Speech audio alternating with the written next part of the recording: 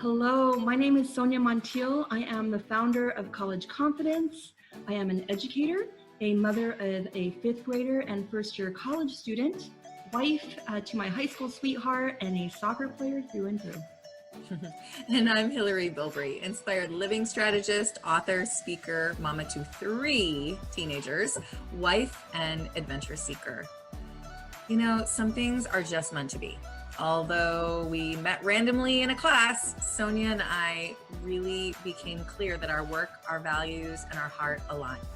Soon we began talking about our families and our worries and our businesses, our lives, and we realized we were helping each other move forward into our own confidence and integrity.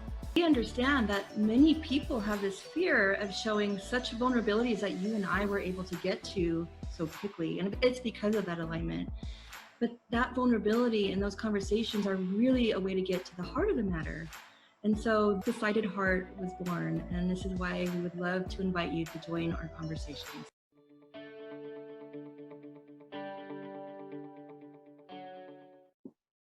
Welcome to another episode of Decided Hearts. We are so glad that you could join us today. And Sonja and I are ecstatic. I might be even more ecstatic today because we are being joined by the amazing Sharon Silver, who I have known now. Sharon, I don't know how long we've known each other. Years, over 10, more than that.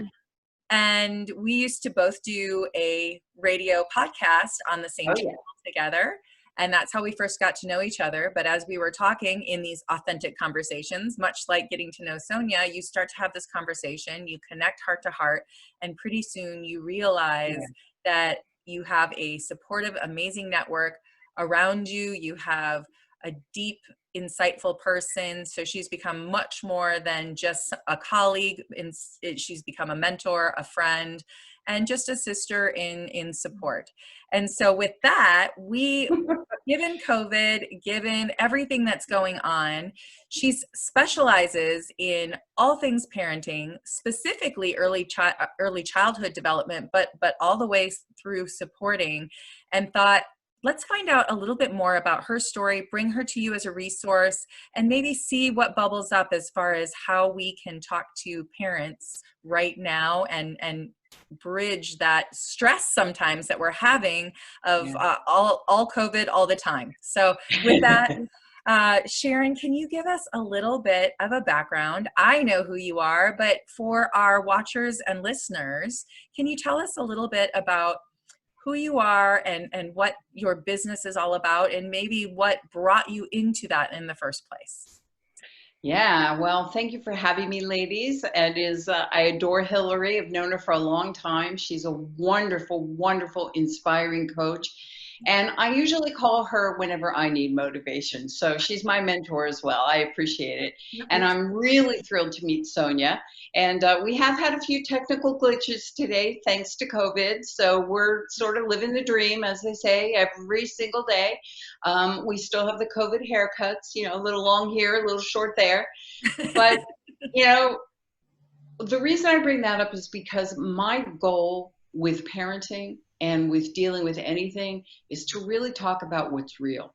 Talk about what are you living through now? What's present now?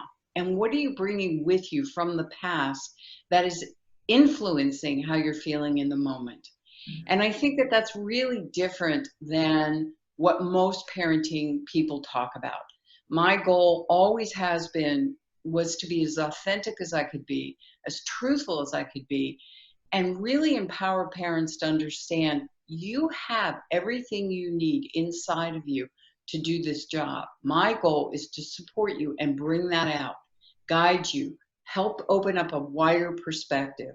And that's the goal with parenting.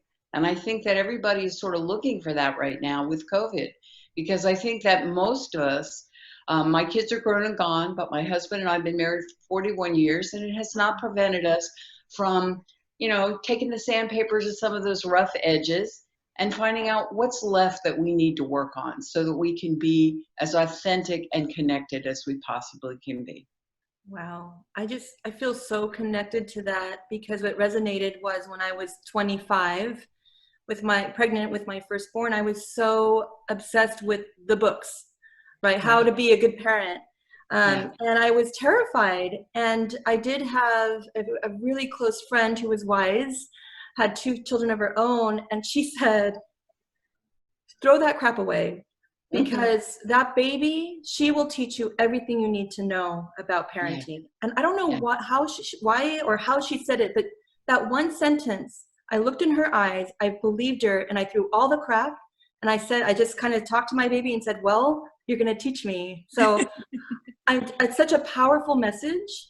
Yeah. Be reminded of that as well, even at that, Yeah. I do have the 19-year-old. So powerful to hear that. So appreciate that.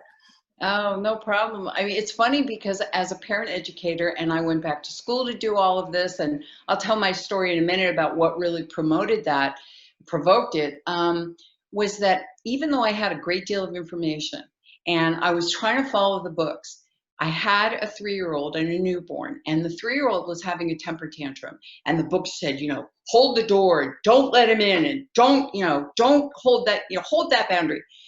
And after about 25 minutes, my husband walked out the door, grabbed the book that I had been studying, was about to take a test.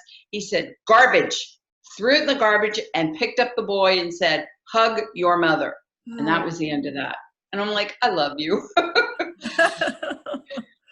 Yeah. That is such a powerful image. I love that because I feel like we are in this generation Yeah. that, especially, so now I'm in my 40s and I'm getting to the point where whatever, like we'll figure this out.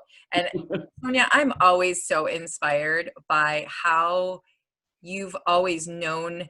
Your knowing has been a part of you forever. We've talked about this so much. So for you to do that at 25 I can't even, I mean, it just amazes me how powerful that is, because I feel like my 20s and 30s were spent very much still in the books, and then they're contradictory. And so there's all these voices in your head and you lose track of your own Yeah. knowing.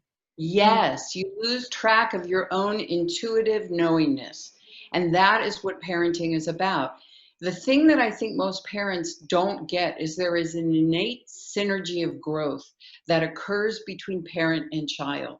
If you get out of the way of that, your own being will speak to what is needed. But you have to live in the moment, because the moment that you're out of the moment, you bring in your childhood wounds. I had a bad day. I'm really frustrated. But living in the moment allows you to say, wait a minute here. What are my guts telling me? And what is my child telling me? And that's where I come in and help parents, is I want to show them your child's body language, his face, his micro expressions, his behavior, tone of voice are all telling you what you need to know. If you can find that place inside of you, you'll connect with it and have the answer. Oh my, I know we're all desperate. Like, teach us how. How do we do that? Really, and going, it's so funny. It's two thoughts as you're talking. One is, I was just working with someone the other day, and he has a tendency to seek first to be understood and then understand versus, and he's a youth, instead of the axiom of seek to first to understand and then be understood. So as I was doing the research to talk to him about that, I saw our understanding of communication. It was a reminder, I'd forgotten this, and this is interesting in COVID time with masks, only 7% of understanding is words. And 50% is 52% is our 53%, sorry, is body language, and 40% is tone. Yeah. And so what you're talking about is that's 93% of our communication is what you're talking about. Oh yeah. And that actually brings up my story, which I'm going to punt here and say that I come from I'm older than most of you, as you can tell from the gray hair that I've let go.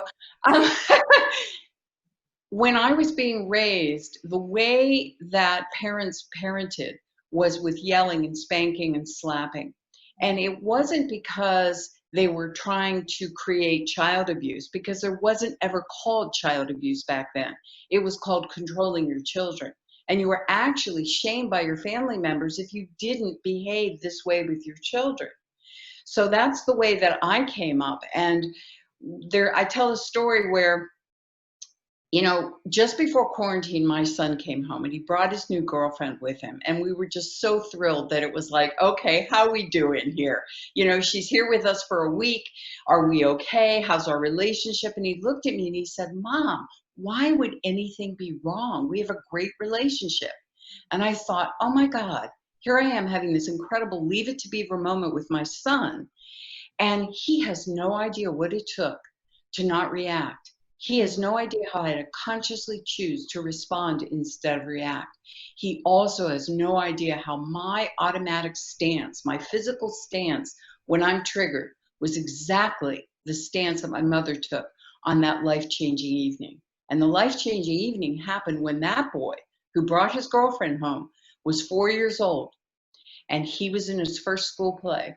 And so imagine, go back in time with me to when we have our sweet babies and you're thrilled. I mean, everybody is at the school play, including your parents. I see my family of origin. I see my family of choice. I see all the teachers.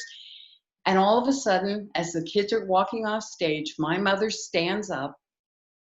Now, let me just say before I go any further that my mom and I have never had it easy.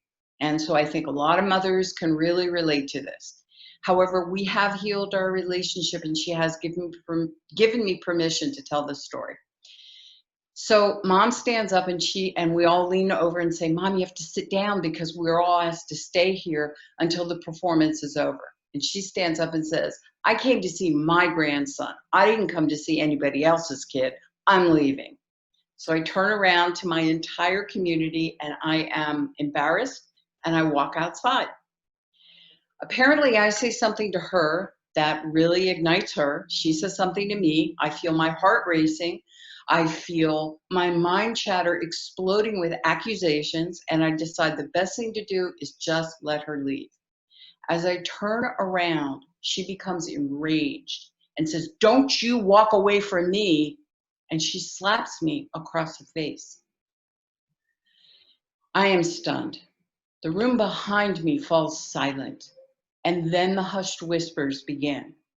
And I realize everybody has seen me and all I want to do is run. But then I hear my son, my 4-year-old, say, Mommy, doesn't Nana love you? Why would she hit you? And that question changed my life.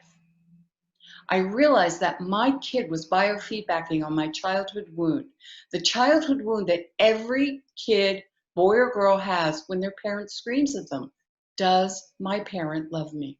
Mm-hmm. And from that moment, I became completely devoted to bringing new tools to parents because it had to stop there.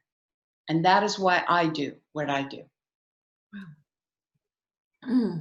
I know. I feel like I don't even know how to respond because I'm fighting back my emotions the first time that I've actually heard that story. You hadn't shared that with me before, Sharon. Yeah. You know, I think too, what's coming up is we so much want to put those memories behind us as adult women or adult parents, just adults. And for you to bring that up, I think it's kind of reminding me personally of, we talked about this, like, what is the obedient daughter or child, and what does that mean even as an adult, being valued to be in control? Like my papa, my father, like, he loves me so much, I'm such a good daughter. So I just those memories are coming up that I don't want to remember. No, but see, that story is difficult for me to tell, but I know that it resonates with every human being out there because they've got their own story like that. And what I want to say is it is possible to bring that up, to separate yourself from it, to look at it and say, I have to make a conscious choice right here and right now that I won't pass that on to my kids. And that's what I did. There are ways, and here's where I'm conflicted, and I think most parents are. I don't want anyone to tell me how to parent. I don't want to have to sit and take weekly classes. But what I want to do is I want to empower parents to understand there's some words that you can use to fake it till you make it. And here comes the garbage truck because we're all at home, so please forgive me. Thank you, guys. We can't hear it, so. Oh, good. That's good. That's good because it's very loud. But the idea is that I want parents to understand there is a way to navigate through this where you'll find your own mindful authority voice. Hmm. You will be mindful, you will be respective, you will be empowering, you will be supportive, and you will still be the authority in your child's life that is what they need to thrive. Wow. And that is what everyone's searching for in these COVID moments. And I believe that's what's being unearthed as our experience as we're going through this. I think that that is so powerful. And you, so from that moment, I mean, up until then, you were just taking classes, right? You hadn't started necessarily doing your business. So how did your No, business come from that? it was very difficult in the very beginning because there were no parenting classes and there was nothing in college that was parenting. It was therapy, which I started on the therapeutic track, early childhood development.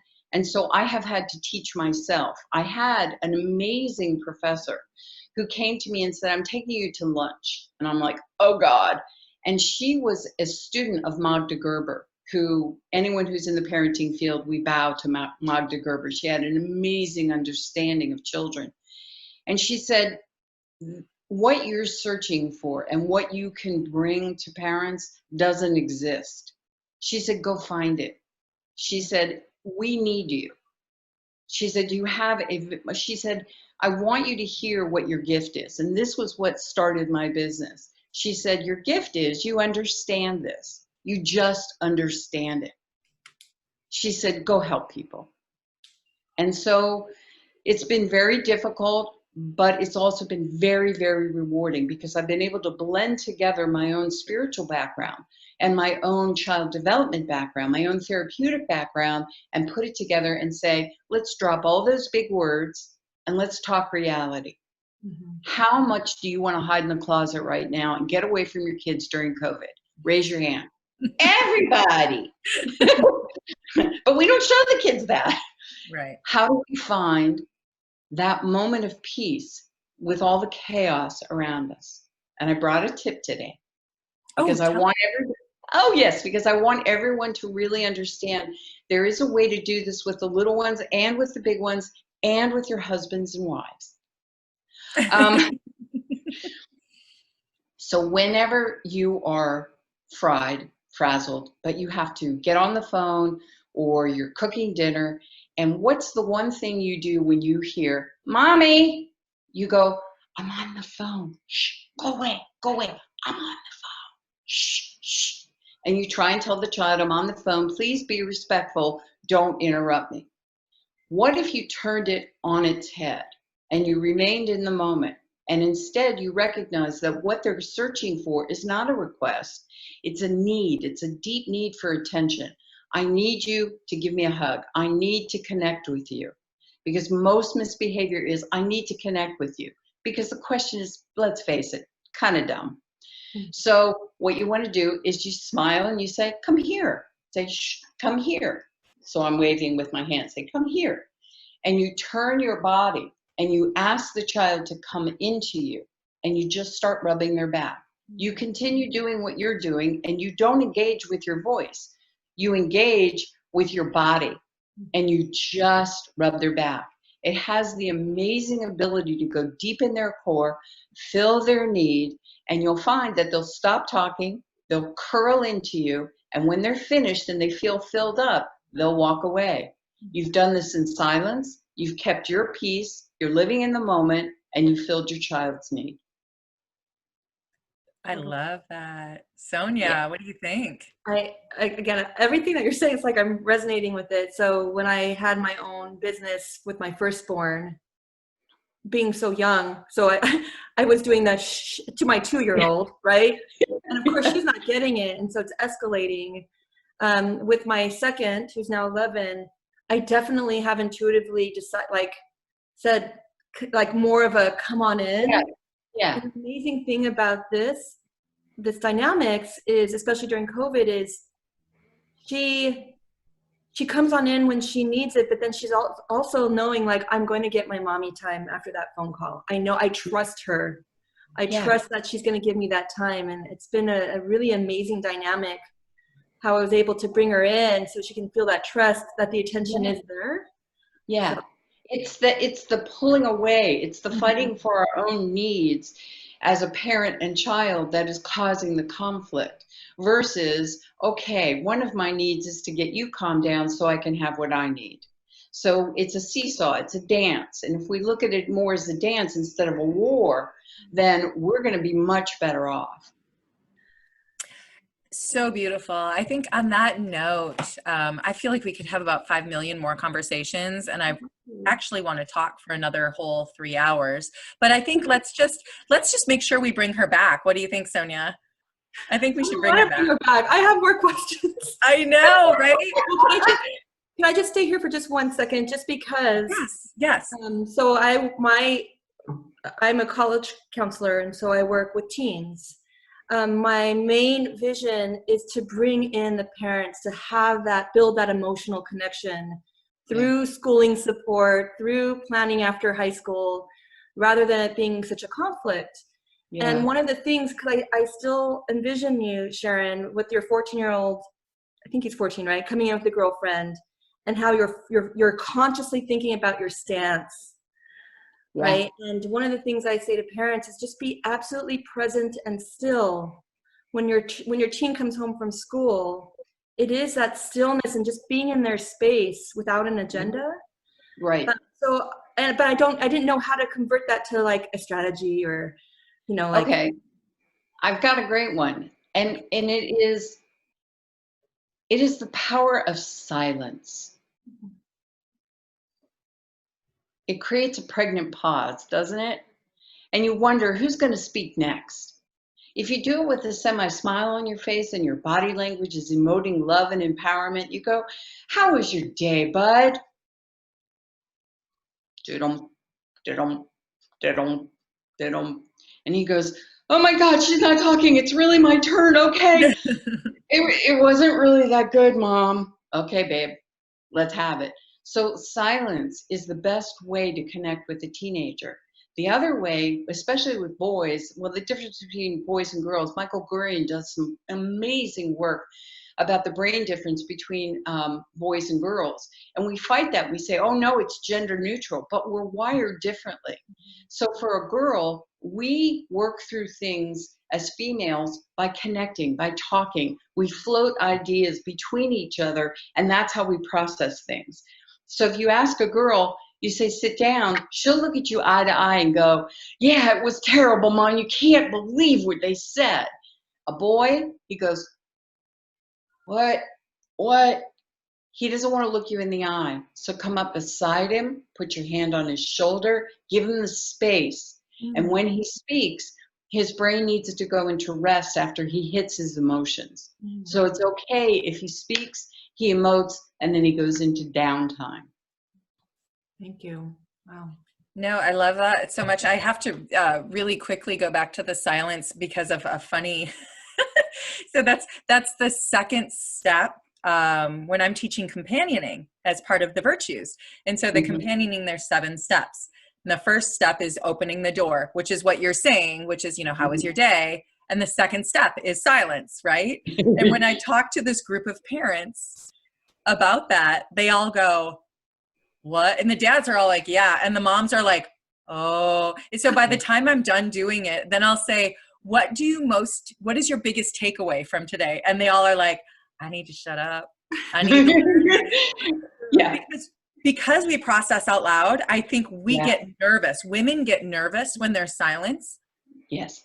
So we want to jump in and but then we leave. First of all, we do the work for them. We're rescuing. Yes. And then what we end up doing is sometimes taking them down a road that they didn't intend to go down.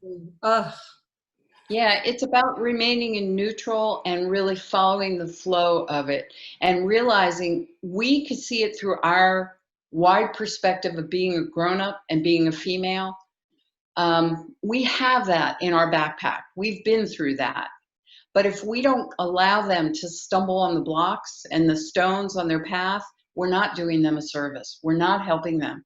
Let them stumble and then ask questions. Because the minute you ask a child a question, it takes them from the emotional side of their brain to the logical, and they have to think about it. But if you hang in there and you argue with them, then you guys are battling on the emotional front, back and forth and back and forth. So ask a question and say, how'd that work for you? Usually my kids were so used to it, they said, don't be sarcastic with me. You know it didn't work. And I'm like, yeah, but I thought I'd ask. That, you know what, that was some of the best parenting advice you ever gave to me. I still remember it. My middle son was 7 and he's now 17. So I guess for sure. Yeah. And I remember asking you, and you actually, when I was describing the situation to you, you said to me, is he 7? And I said, how did you know? Like, you just knew developmentally that's where he was. And she said, stop. You said, stop pulling on the rope. Just let go of the rope. Mm-hmm. Let go of the rope. That image will still come back to me. We'll be engaged, and all of a sudden I'm like, I'm just going to let go of the rope. And it always comes back around in the most positive way. It does. And so, and another time we can talk about that tip, because that's a real powerful one to get out of power struggles. Mm-hmm. But today, in COVID, it's like there's 2 things I want to leave everybody with. Laugh. Please laugh as much as you can. It is the antidote to fear. There's nothing we can do except be aware and stay centered. So laugh and then connect, because your kids are looking at this, and unfortunately, the message that life is sending them is this is normal. This is how it goes for the real little ones. Mm-hmm. For the older ones are like, no, this is not how it goes. Maybe it's how it's going to go in the future, but we don't know. So there's a lot of uncertainty. So laugh and connect. Love it. I love that. I do. Thank you so much. Is there anything, could you give us, people want to get a hold of you now, and we'll put it also in your bio, but how can people connect with you? Anywhere, it's proactiveparenting.net is the best way to get a hold of me. And like I said, the products that I have in the book that I wrote is all about helping you uncover the wider perspective, not me telling you what to do. I give you sample conversations. I have a great package called 10 No Yelling Methods that teach and correct while you remain calm. They're the best of the best that I've got. Some of them include one of the tips I gave you today. It's all explained, but my goal is to empower you, not tell you what to do. Wow.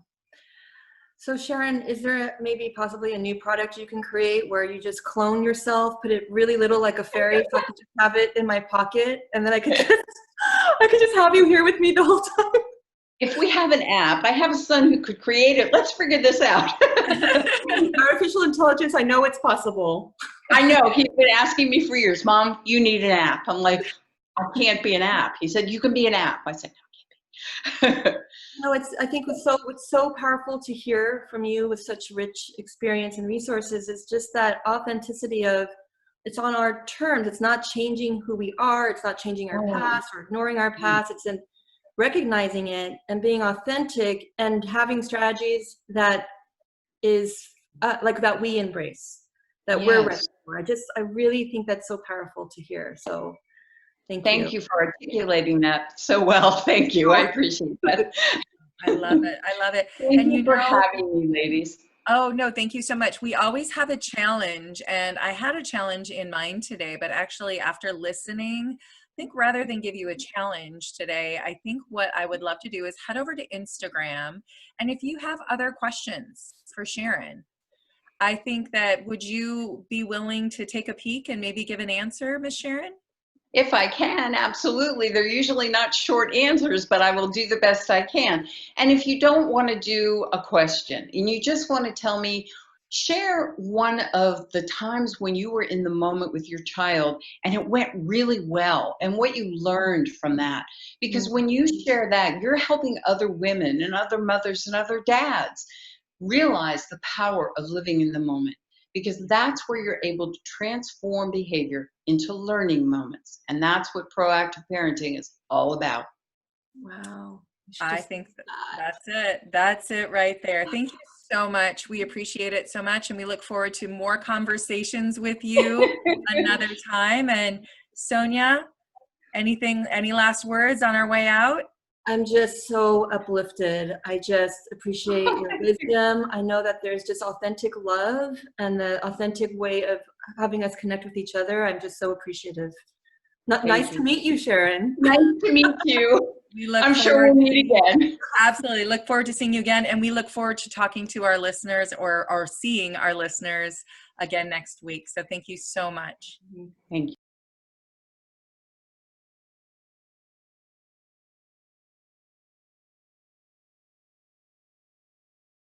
Sonja usually has the follow-up question to whatever the introduction. But just be prepared. I might be dumbfounded today too, because I might just be the learner in the room today. I'm ready. You've been ready. As ready as I'm going to be. I should put the shit comment in a bloopers. I'll think about it. Oh my God, she always blooper. Well, you know, it's not fair that you're the one who's doing the bloopers because that's my entire role in this thing. I know. What? Shit happens. Like that's just